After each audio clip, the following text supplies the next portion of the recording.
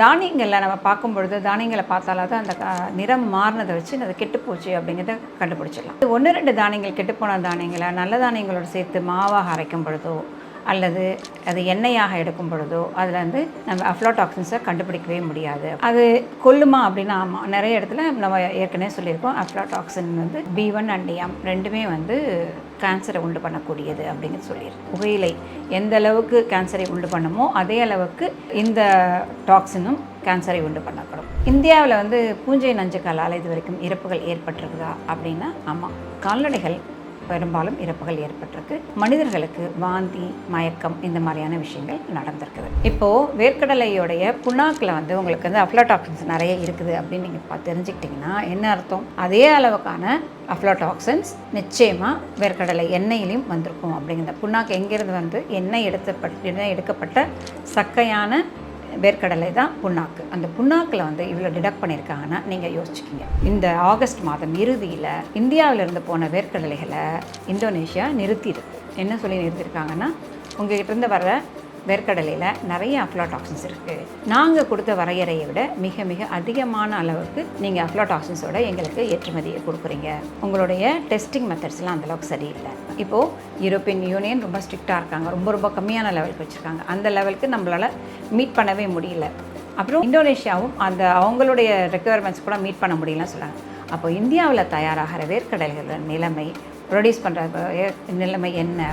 ஒரு டிமாண்ட் வைக்கலாம். எந்தெந்த பிராண்ட் வந்து கோல்ட் ப்ரெஸ்ட் ஆயில் விற்கிறாங்களோ அவங்க அத்தனை பேருமே தரத்தில் அவங்க கொடுக்குறாங்க இல்லையா, அவங்களோட இதில் வந்து எந்த அளவுக்கு கேலரிஸ் இருக்குது, என்னென்ன பொருட்கள் இருக்குது அவங்களோட எண்ணெயில், அது கூட சேர்த்து எந்த அளவுக்கு கம்மியான அஃப்லாடாக்சின்ஸ் இருக்குது, அஃப்லாடாக்சின் எந்த மெத்தடில் டெஸ்ட் பண்ணியிருக்காங்க அப்படிங்கிறது தாராளமாக கொடுக்கலாம்.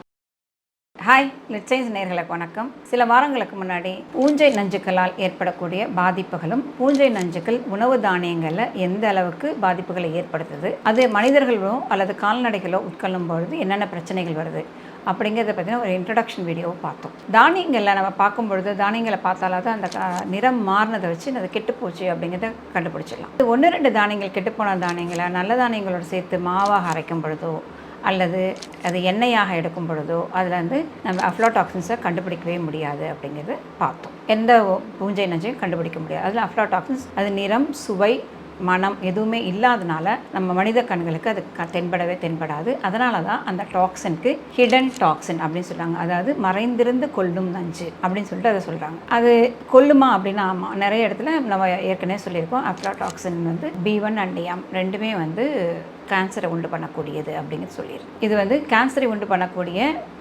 ஏஜென்ட்ஸில் நம்பர் 1 ஏஜென்ட் அப்படிங்கிறது. அதாவது புகையிலை எந்த அளவுக்கு கேன்சரை உண்டு பண்ணுமோ அதே அளவுக்கு இந்த டாக்ஸினும் கேன்சரை உண்டு பண்ணப்படும். இந்தியாவில் வந்து பூஞ்சை நஞ்சுக்களால் இது வரைக்கும் இறப்புகள் ஏற்பட்டிருக்குதா அப்படின்னா ஆமாம், கால்நடைகள் பெரும்பாலும் இறப்புகள் ஏற்பட்டிருக்கு. மனிதர்களுக்கு வாந்தி, மயக்கம் இந்த மாதிரியான விஷயங்கள் நடந்திருக்குது. அதுவும் யார் ரொம்ப அதிகமாக இதில் பாதிக்கப்படுவாங்கன்னா ஏழைகள் தான். ஏன்னா முதல் தரமான தானியங்களில் கெட்டுப்போகாமல் இருக்கிற தானியங்கள் நல்ல வசதியானவங்க வாங்கிடுவாங்க. நடுத்தரமான தானியங்களையும் அடுத்த லெவலில் இருக்கவங்க வாங்குவாங்க. சுத்தமாக கெட்டுப்போன தானியங்களை வாங்கி உட்கொள்வது ஏழைகளும் குழந்தைகள் மட்டும்தான். ஏழை குழந்தைகள் தான் இதில் ரொம்ப பெரும்பாலும் அஃபெக்ட் ஆகிருக்காங்க. இந்தியாவில் இந்த தானியங்கள் உட்கொண்டதுனால மனிதர்களுக்கும் அல்லது கால்நடைகளுக்கும் ஏதாவது பிரச்சனைகள் வந்திருக்கா அப்படின்னா ஆமாம், வந்திருக்கு. கம்பு, கெட்டுப்போன கம்பு உட்கொண்டதுனால 1952 மகாராஷ்டிராவில் ரிப்போர்ட் பண்ணியிருக்கிறாங்க. ரொம்ப எல்லாருக்கும் வாந்தி, ரொம்ப மயக்கம் இதெல்லாம் வந்து அவஸ்தைப்பட்டதாக சொல்லியிருக்காங்க. அதுக்கப்புறம் ஃபிமாசின் அப்படிங்கிற இன்னொரு டாக்ஸின் வந்து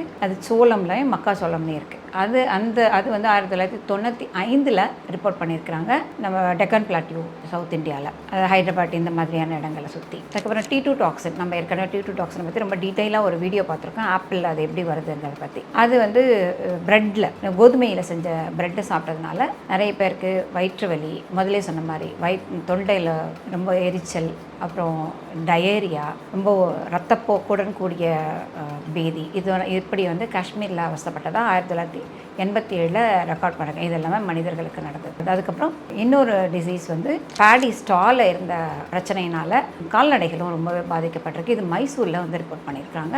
1927, 1997 இந்த நேரங்களில் ரிப்போர்ட் பண்ணியிருக்கிறாங்க. இப்போது உங்களுக்கு தெரிஞ்சிருக்கும் நிஜமாகவே மனிதர்கள் இதெல்லாம் பாதிக்கப்படுறாங்களா அப்படிங்கிறது.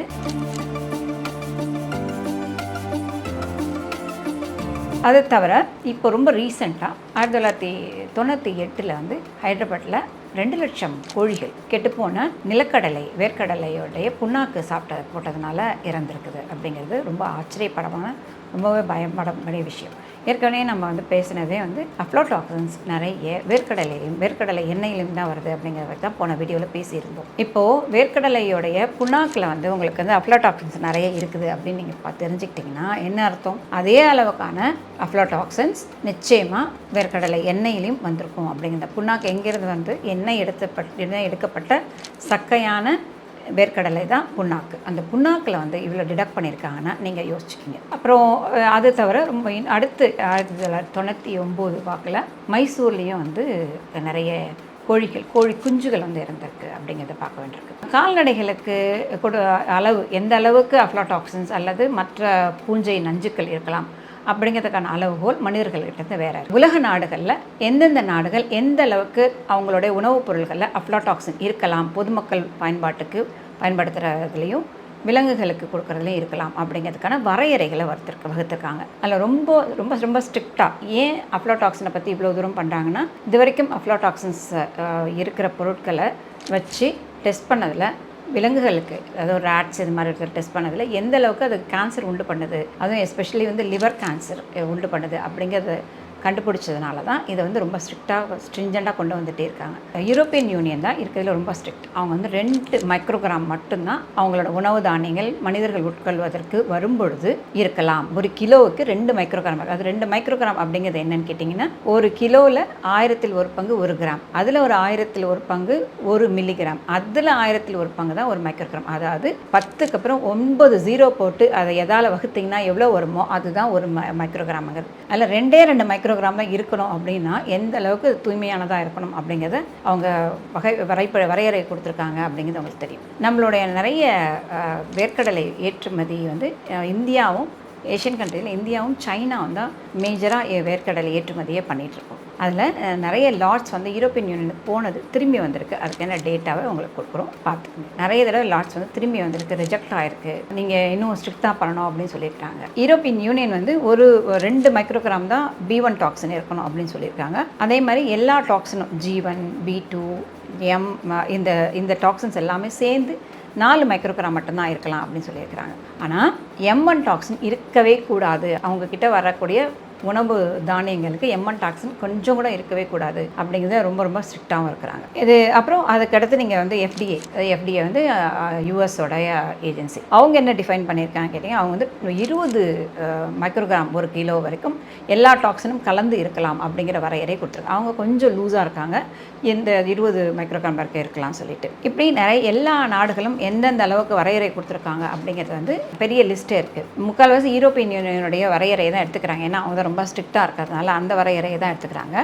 இந்தியாவும் இந்தோனேஷியாவும் என்ன சொல்லுவாங்க அப்படின்னு கேட்டிங்கன்னா, இந்தியாவில் வந்து B1 டாக்ஸின் வந்து 10 மைக்ரோகிராம் ஒரு கிலோ இருக்கலாம் அப்படிங்கிறத அலோவ் பண்ணியிருக்கிறாங்க. டோட்டலாக 20 மைக்ரோகிராம் வரைக்கும் இருக்கலாம் எல்லா டாக்ஸினும், G1, G2, B1, B2 இதெல்லாம் சேர்ந்து 20 மைக்ரோகிராம் வரைக்கும் இருக்கலாம். ஆனால் யாருமே M1 டாக்ஸின் இருக்கக்கூடாது அப்படிங்கிறது தான் எல்லாருமே சொல்லிட்டு இருக்காங்க. இந்தோனேஷியா 15 மைக்ரோகிராம் வரைக்கும் B1 மைக்ரோடாக்சின் இருக்கலாம் அப்படின்னு சொல்லியிருந்தது. அப்புறம் 20 மைக்ரோகிராம் வரைக்கும் எல்லாமே கலந்து இருக்கலாம் அப்படிங்கிறத சொல்லியிருக்கிறாங்க. ரொம்ப ரீசெண்டாக நடந்த ஒரு விஷயம் என்னென்னு கேட்டிங்கன்னா, இந்த ஆகஸ்ட் மாதம் இறுதியில் இந்தியாவிலிருந்து போன வேர்க்கடலைகளை இந்தோனேஷியா நிறுத்தியிருக்கு. என்ன சொல்லி நிறுத்தியிருக்காங்கன்னா, உங்கள்கிட்ட இருந்து வர்ற வேர்க்கடலையில் நிறைய அஃப்லாடாக்சின்ஸ் இருக்குது, நாங்கள் கொடுத்த வரையறையை விட மிக மிக அதிகமான அளவுக்கு நீங்கள் அஃப்லாடாக்சின்ஸோட எங்களுக்கு ஏற்றுமதியை கொடுக்குறீங்க, உங்களுடைய டெஸ்டிங் மெத்தட்ஸ்லாம் அந்தளவுக்கு சரியில்லை. இந்த மாதிரி உலகம் முழுக்க வந்து ரெகுலேஷன்ஸ் வந்ததுக்கப்புறம் இந்தியாவிலையும் இந்த ரெகுலேஷன்ஸ்லாம் இம்ப்ளிமெண்ட் பண்ணுறதுக்கு ICAR இந்த மாதிரியான நிறைய ஏஜென்சிஸ் வச்சு சொல்லிகிட்ருக்காங்க. டெஸ்டிங் மெத்தட்ஸ் இம்ப்ரூவ் பண்ணுங்கள், டெஸ்டிங் லெபார்ட்டரிஸ் கொண்டு வாங்க அப்படிலாம் சொல்லிகிட்ருக்காங்க. டெஸ்டிங் லெபார்ட்டரிஸில் ஒரு சில லெபார்ட்டரிஸ் வந்து அங்கீகரிக்கப்பட்ட லெபார்ட்டரிஸாக இருக்குது. இந்தோனேஷியாவிலேருந்து வந்த எக்ஸ்பர்ட்ஸ் வந்து ஒரு டெஸ்ட்டை பார்த்துருக்காங்க, எந்தெந்த லேப்ஸ் எப்படி இருக்குது அப்படின்னு சொல்லிட்டு. அதில் சென்னையில் வந்து ஒரு லேபில் அவங்க பார்க்கும்போது அந்த லேப் வந்து அவங்க எதிர்பார்த்த அளவுக்கு தரமானதாக இல்லை அப்படிங்கிறது அவங்களோட குற்றச்சாட்டு. ரொம்ப சின்ன இடத்துல ரொம்ப மினிமம் எக்யூப்மெண்ட்ஸோடு தான் இருக்குது, அது அந்தளவுக்கு தேவையான எக்ஸ்ட்ராக்ஷன் ப்ரொசீஜர்ஸோ எதுவுமே இல்லை அப்படின்னு சொல்லியிருக்காங்க. சரி, அப்போது அவங்க என்ன சொல்கிறாங்க, நீங்கள் இன்னும் உங்களுடைய டெஸ்டிங் மெத்தட்ஸை ரொம்ப ஸ்ட்ரிக்டாக ஃபாலோ பண்ணணும், எங்களுக்கு நீங்கள் ஏற்றுமதி பண்ணக்கூடிய தானியங்கள் தரமானதாக இருக்கணும் அப்படின்னு சொல்லிட்டு யாரெல்லாம் வந்து நீங்கள் பில் வச்சுருக்கீங்களோ அவங்களாம் செப்டம்பர் 3ஆம் தேதிக்கு மேலே கொண்டு வரலாம். மறுபடியும் நாங்கள் இங்கே ஒரு தடவை டெஸ்ட் பண்ணி தான் உங்களுடைய பொருட்களை எடுப்போம் அப்படின்னு சொல்லியிருக்காங்க. இப்போது யூரோப்பியன் யூனியன் ரொம்ப ஸ்ட்ரிக்டாக இருக்காங்க, ரொம்ப கம்மியான லெவலுக்கு வச்சுருக்காங்க. அந்த லெவலுக்கு நம்மளால் மீட் பண்ணவே முடியல. அப்புறம் இந்தோனேஷியாவும் அவங்களுடைய ரெக்குயர்மெண்ட்ஸ் கூட மீட் பண்ண முடியலன்னு சொல்கிறாங்க.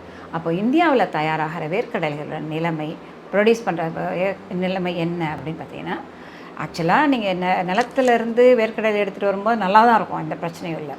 இங்கே இருக்கிற நம்மளுடைய நாட்டில் இருக்கிற ஹாட் அண்ட் ஹியூமிட் கிளைமேட், அதாவது ரொம்ப அதிகமான வெப்பமும் ஈரப்பதமும் உள்ள இந்த கிளைமேட்டை தான் பூஞ்சைகளோட வளர்ச்சிக்கு ஏதுவாக இருக்குது அப்படிங்கிறது போன வீடியோவிலேயே பார்த்தோம். அதாவது என்ன நடக்குதுன்னு கேட்டிங்கன்னா, நீங்கள் ஹார்வெஸ்ட் பண்ணதுலேருந்து கொண்டு போய் கடைசியாக அந்த வேர்க்கடலையை ஏற்றுமதி பண்ணுற அளவுக்கோ அல்லது மக்களோட பயன்பாட்டுக்கு வந்து சேர இடத்துக்கு வர்ற இடைப்பட்ட காலம், போஸ்ட் ஹார்வெஸ்ட் பீரியட்னு சொல்லுவோம்.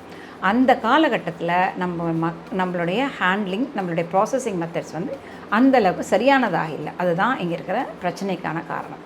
இந்த இடத்த தான் நாம் இம்ப்ரூவ் பண்ணோம்னா இந்த டாக்ஸின்ஸோட அளவு குறைக்கலாம். அப்புறம் கெட்டுப்போன தானியங்களை நம்ம பார்த்து, வேர்க்கடலை பயிர்களை பார்த்து பொறுக்கி எடுத்து ரொம்ப அழகாக சுத்தம் பண்ணுறது மூலமாகவும் நமக்கு ஒரு நல்ல தரமான பொருட்களை கொடுக்கலாம். சரி, இந்தியாவிலேயே ப்ரொடியூஸ் பண்ணுற வேர்க்கடலை பற்றி இந்திய ஆராய்ச்சி நிறுவனங்கள் என்ன சொல்லியிருக்கு அப்படின்னு பார்த்தீங்கன்னா, ஐசிஎம்ஆர் லக்னோ அவங்க என்ன சொல்லாங்கன்னா, இந்தியாவில் இருக்கக்கூடிய வேர்க்கடலை 21% மனிதன் சாப்பிட்றதுக்கு உகந்ததாக இல்லை அப்படின்னு சொல்லியிருக்காங்க. 21%. அப்போ அந்த 21% எங்கே போகணும்னு பார்த்தீங்கன்னா, உங்களுக்கு வேர்க்கடலை எண்ணெயில் தான் போய் சேருது. அப்போது வேர்க்கடலை எண்ணெய் வந்து நமக்கு கண்ணுக்கு தெரியாதனால போய் சேர்ந்துருது. அது தவிர இவங்க இக்ரிசாட் அப்படிங்கிறக்கூடிய ஹைதராபாத்தில் இருக்கக்கூடிய ஒரு பன்னாட்டு நிறுவனம், அது வந்து குவாசி கவர்மெண்ட், ஏழை எளிய நாடுகளுக்காக வேலை செய்யக்கூடிய நிறுவனம். அது ஏரிட் ரிசர்ச் சென்டர், அதாவது கொஞ்சம் வெப்பமான ஈரப்பதம் இல்லாத நிலங்களில் வாழக்கூடிய மக்கள், முக்கால்வாசி வறுமையில் வாழக்கூடிய மக்களுக்கான பயிர்களை பற்றின ஆராய்ச்சிகளை தான் அந்த நிறுவனம் மேற்கொள்ளுது. அவங்க வந்து ஒரு சீக்கிரமாக டெஸ்ட் பண்ணக்கூடிய ஒரு கிட் வந்து தயார் பண்ணி எல்லா இடத்துலையும் அதை விநியோகிச்சிருக்காங்க. உடனடியாக பார்த்தோம்னா அதில் தெரிஞ்சிடும். அதனால் அப்படி எலிசா மெத்தடில் ரெடி பண்ணியிருக்காங்க.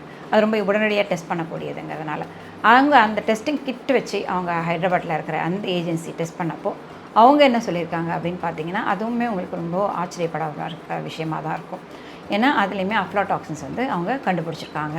வேர்க்கடலையில் இருக்கிறதையும் வேர்க்கடலையுடைய புண்ணாக்கில் இருக்கிறதையும் அவங்க கண்டுபிடிச்சிருக்காங்க. இக்ரிசாட் டெஸ்ட் பண்ணதில் வந்து அவங்க சில்லியில் டெஸ்ட் பண்ணியிருக்காங்க. அதாவது நம்மளுடைய மிளகாவில் கிரேட் 1, கிரேட் 2, கிரேட் 3ன்னு எடுத்திருக்காங்க. கோல்ட் ஸ்டோரேஜில் இருந்ததையும் எடுத்திருக்காங்க. மிளகா தூளையும் எடுத்திருக்காங்க. அதில் மிளகாவில் வந்து கிரேட் 1, கிரேட் 2, கிரேட் 3யில் பார்த்தீங்கன்னா பாதி சாம்பிள்ஸில் வந்து ஓரளவுக்கு க்ளீனாக இருக்குது. அது கிரேட் 3யில் வந்து 3 சாம்பிளில் தான் எதுவுமே இல்லாமல் இருக்குது. ஆனால் கிரேட் 3 வந்து கொஞ்சம் லோ குவாலிட்டி. அதில் கிட்டத்தட்ட 10 மைக்ரோகிராம் ஒரு கிலோவுக்கு அளவுக்கு 21 சாம்பிள் கண்டுபிடிச்சிருக்காங்க. 11லேருந்து 30 அப்படிங்கிறது வந்து ஒரு அலார்மிங் லெவல். இந்த லெவல் இருக்கிற இது வந்து கேன்சரை உண்டு பண்ணலாம். இந்த லெவல் இருக்கிறது வந்து பார்த்திங்கன்னா 4 சாம்பிள்லையும், இன்னொன்றில் கிரேட் 2ல் வந்து 6 சாம்பிளையும், கிரேட் 1ல் வந்து 3 சாம்பிளையும் ஐடென்டிஃபை பண்ணியிருக்காங்க. ஆனால் அதே கோல்ட் ஸ்டோரேஜில் பார்த்திங்கன்னா அந்த லெவலில் எந்த சாம்பிளையும் ஐடென்டிஃபை பண்ணவே இல்லை அப்படிங்கிறதும், அதுக்கப்புறம் அதிகமான இதில் வந்து ஒரே ஒரு சாம்பிளை மட்டும் தான் கோல்ட் ஸ்டோரேஜில் அதிகமான அளவுக்கு பார்த்துருக்காங்க. ஆனால் மற்ற எல்லா சாம்பிள்லையுமே வந்து ஓரளவுக்கு 1, 3, 3 இல்லை 1, 4 இந்த மாதிரியான அளவுக்கு அதிகமான அஃப்லாடாக்சின் இருக்கிறத பார்த்துருக்காங்க. இதில் எதுலன்னு கேட்டிங்கன்னா, நம்மளுடைய மிளகாவில் அன்றாடம் பயன்படுத்தக்கூடிய மிளகா தூள் இருக்கான்னு பார்த்தீங்கன்னா, ஆமாம், பாதியில் சுத்தமாக இருந்திருக்கு. மீதியில் வந்து 10க்கு குறைவான அளவு இருந்திருக்கு. அதாவது ஓரளவுக்கு சுத்தமான மிளகாவை தான் யூஸ் பண்ணியிருக்காங்க பவுடர் பண்ணுறதுக்கு அப்படிங்கிறது ஒரு ஆறுதலான விஷயம். ஆனால் கிரேட் 3ல் வந்து மிளகாவில் நிறைய அதிகமான அஃப்லாடாக்சின்ஸ் வந்து 10 மைக்ரோகிராம் அளவுக்கு இருக்கிறது 21 சாம்பிளில் காட்டியிருக்கு. அப்படிங்கிறது வந்து கொஞ்சம் அலார்மிங்கான விஷயம். இது பரவாயில்ல. நம்ம வந்து முக்கியமாக இந்த வாட்டி வந்து நிலக்கடலை தான் பார்த்துட்ருக்கோம். இந்த வேர்க்கடலையில் பார்த்திங்கன்னா 27 சாம்பிளில் 10 சாம்பிளில் அஃப்லாடாக்சினோட அளவு ரொம்பவே அதிகமாக இருக்குது. 10லேருந்து 29% அளவுக்கு. அதாவது இது எதுனா வேர்க்கடலையோடைய கேக், கிரவுண்ட்நட் கேக், அதாவது புண்ணாக்கு புண்ணாக்கில் வந்து 2 சாம்பிளில் வந்து 30 மைக்ரோகிராம் வரைக்குமோ, அடுத்து ஒரு சாம்பிளில் வந்து 30லேருந்து 50 மைக்ரோகிராம் வரைக்குமோ, அடுத்த 3 சாம்பிளில் 50லேருந்து 100 மைக்ரோகிராமோ, 4 சாம்பிளில் 100க்கும் அதிகமான 100 மைக்ரோகிராம் ஒரு கிலோவுக்கு அதிகமாக இருக்குது. அதாவது அலோவ் பண்ண லிமிட்டோட நீங்கள் யூரோப்பியன் யூனியன் லிமிட்டை பார்த்தீங்கன்னா இது 50 மடங்கு அதிகமான அஃப்லாடாக்சின் இதில் இருந்திருக்கு அப்படிங்கிறது ரொம்பவே ஷாக்கிங்காக இருக்குது. இந்த கிரவுண்ட்நட் கேக், அதாவது நம்ம புண்ணாக்கு எதுலேருந்து எடுத்திருக்கோம், நிச்சயமாக வேர்க்கடலை எண்ணெயிலேருந்து எடுத்திருக்கோம். இப்போ இந்த ஒரு எடுத்து 27 சாம்பிளில் எத்தனை சாம்பிள் வந்து யூரோப்பியன் யூனியனோட லிமிட்டுக்கு அதிகமாக இருக்குது அப்படின்னு பார்த்தீங்கன்னா 10 சாம்பிள் அதிகமாக இருக்குது. அப்போது கிட்டத்தட்ட 3ல் ஒரு சாம்பிள் யூரோப்பியன் யூனியன் பர்மிட் பண்ண லெவலை விட அதிகமாக இருக்குது, இந்தியா பர்மிட் பண்ண லெவலை விடவும் அதிகமாகவே இருக்குது அப்படிங்கிறது ஒரு ஷாக்காக இருக்குது. 3ல் ஒரு சாம்பிள் நம்ம சாப்பிட்ற வேர்க்கடலை எண்ணெயில் 3ல் 1 வந்து புற்றுநோய் உண்டு பண்ணக்கூடிய அஃப்லாடாக்சின் இருக்குது அப்படிங்கிறத நாம் தெரிஞ்சுக்க வேண்டியது இடத்துல இருக்கும். இது வந்து இக்ரிசாட்டோட டெஸ்டிங் ரிசல்ட். இந்த இக்ரிசாட்டுங்கிறது வந்து ஒரு நடுநிலையான ஒரு ஆர்கனைசேஷன். அவங்களுடைய கிட்ட வச்சு டெஸ்ட் பண்ணதில்லை. அடுத்து ரொம்ப அதிகமாக இதில் இருக்குது அப்படின்னு பார்த்தீங்கன்னா மக்காச்சோளத்தில் இருக்குது, அப்புறம் மற்ற மில்லட்ஸில் இருக்குது, ரைஸ் பிராண்டில் கொஞ்சம் இருக்குது, மிக்ஸ்டு ஃபீட்ஸில் இருக்குது. இது வந்து முக்கியமாக கால்நடைகளுக்கு கொடுக்கக்கூடிய தீவனத்தில் தான் டெஸ்ட் பண்ணியிருக்காங்க. ரொம்ப அதிகமாக இருக்கிறதுன்னு கேட்டிங்கன்னா வேர்க்கடலையிலையும் மக்காச்சோளத்துலேயும் தான் அதிகமாக இருக்குது. அப்புறம் எண்ணெய் வகைகளில் டெஸ்ட் பண்ணும்போது பார்த்தா நிறைய இடங்களில் வந்து வேர்க்கடலை எண்ணெயும் தேங்காய் எண்ணெயும் சில சமயங்களில் நல்லெண்ணெயும் அதிகமான அளவு அஃப்லாடாக்சின் இருக்கிறதா சொல்லப்பட்டிருக்கு. இப்போது ரைட், இதெல்லாம் தெரிஞ்சுக்கிட்டு நம்ம என்ன பண்ண போகிறோம் அப்படின்னு கேட்டிங்கன்னா, நம்ம நிச்சயமாக அப்போயே சொல்லியிருக்கோம் அஃப்லாடாக்சின்ஸ் இருக்கிறது வேணுமா, அஃப்லாடாக்சின்ஸ் கூடவே ஒரு நன்மை பயக்கக்கூடிய ஃபைட்டோஅலாக்சின்ஸ் அப்படின்னு சொல்லக்கூடிய ரெஸ்பிரேட்ரால் ஏற்கனவே வேர்க்கடலை இருக்குதுன்னு பார்த்துருக்கோம். அந்த மாதிரி காம்பவுண்ட்ஸ்லாம் அதிகமாக இருக்கிறதுல பார்க்கணுமா. ஏன்னா ரெஸ்பிரேட்ரால் வந்து நிச்சயமாக நீங்கள் ரிஃபைன் பண்ணும்போது அதுவும் காணாமல் தான் போகுது. இது வேணுமா அப்படின்னு நீங்கள் பார்த்தீங்கன்னா, ரொம்ப சுத்தமான வேர்க்கடலை நமக்கு கிடச்சி சுத்தமான எண்ணெய் நமக்கு கிடச்சதுன்னா எல்லா நன்மைகளும் சேர்ந்த நிச்சயமாக கோல்ட் ப்ரெஸ்ட் ஆயில் தான் தேவைப்படும் அப்படின்னு தான் சொல்லலாம். ஆனால் இன்றைக்கி நிலைமை அப்படி இல்லை. இப்போது இருக்கிற கம்பெனிஸ் ஏதாவது FSSAI வந்து இதுக்கான வரையறையெல்லாம் கொடுத்துருக்கு. அவங்களும் சாம்பிள்ஸ்லாம் அப்பப்போ டெஸ்ட் பண்ணுறாங்க. அவங்க சொன்ன ரிசல்ட்ஸ் தான் அப்பப்போ சாம்பிள்ஸில் அதுவும் கோல்ட் ப்ரெஸ்ட் ஆயிலில் தான் நிறைய பார்த்துருக்கோம் அப்படிங்கிறது அவங்களும் சொல்லியிருக்கிறாங்க. ஆனால் FSSAIயால் எந்த அளவுக்கு பண்ண முடியும் அப்படின்னா தெரியாது. யாரெல்லாம் எண்ணெய் உற்பத்தி பண்ணுறாங்களோ அவங்களே ஒரு நேர்மையாக நடந்துக்க வேண்டியதே இருக்குது. அவங்க நேர்மையாக நடந்துக்கலாங்கனால FSSAI உள்ளவே வருது. ஒரு டிமாண்ட் வைக்கலாம். எந்தெந்த பிராண்ட் வந்து கோல்ட் ப்ரெஸ்ட் ஆயில் விற்கிறாங்களோ அவங்க அத்தனை பேருமே அவங்க வந்து தரத்தில் அவங்க கொடுக்குறாங்க இல்லையா, அவங்களோட இதில் வந்து எந்த அளவுக்கு கேலரிஸ் இருக்குது, என்னென்ன பொருட்கள் இருக்குது அவங்களோட எண்ணெயில், அது கூட சேர்த்து அவங்களோட இதில் வந்து எந்த அளவுக்கு கம்மியான அஃப்லாடாக்சின்ஸ் இருக்குது, அஃப்லாடாக்சின் எந்த மெத்தடில் டெஸ்ட் பண்ணியிருக்காங்க அப்படிங்கிறது தாராளமாக கொடுக்கலாம். ஏன்னா பெரிய கம்பெனிஸ் வந்து ஒரு பெரிய லாட்டாக தான் எண்ணெயை ப்ரொடியூஸ் பண்ண போகிறாங்க. ஒரு லாட் எண்ணெயை வந்து ஒரு LCMS மெத்தடில் வச்சு டெஸ்ட் பண்ணுறது வந்து பெரிய கஷ்டமான விஷயமோ ரொம்ப பெரிய காஸ்ட்லியான விஷயமோ கிடையாது. ஏன்னா ஒரு கிலோ எண்ணெய் மற்ற எண்ணெய்களை விட இந்த கோல்ட் ப்ரெஸ்ட் எண்ணெய் வந்து 3 மடங்கு அதிகமாக விளைய வச்சு விற்கிறாங்க. அப்படி எந்த அளவுக்கு விளைய வச்சு விற்கிறவங்க இப்படி ஒரு டெஸ்டிங் பண்ணிவிட்டு அந்த டெஸ்டிங் சர்டிஃபிகேட்டோட எண்ணெயை விற்கிறது தான் நாம் கேட்க வேண்டிய டிமாண்டாக இருக்குது. நன்றி.